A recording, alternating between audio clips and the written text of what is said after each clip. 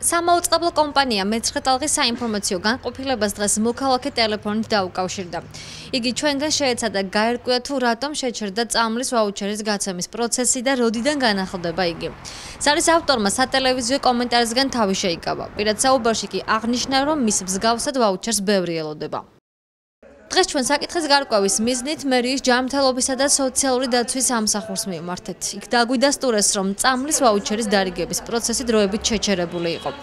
მიზეზი კი ტექნიკური ხარვეზი დაასახელეს. სამსახურის მტკიცებით ის მოქალაქეები, ვისაც აღნიშნული ვაუჩერის მოთხოვნით განცხადება აქვს დაწერილი, უახლოეს დღეებში დაკმაყოფილდებიან.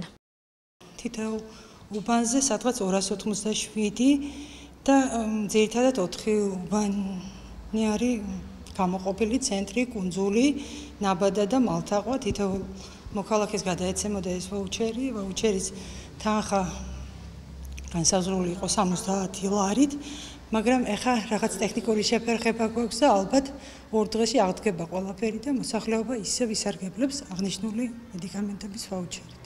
ადგილობრივი ბიუჯეტი წამლის ვაუჩერის გაცემაზე წელს 80,000 ლარს ხარჯავს. გასულ წლებში მოქალაქე წამლის ვაუჩერს 50 ლარის ოდენობით იღებდა. მერიის ჯანმრთელობისა და სოციალური დაცვის სამსახურის ინფორმაციით წელს თანხამ მოიმატა და 70 ლარს შეადგენს. მოქალაქეს მისი მიღება ერთჯერადაც შეუძლია.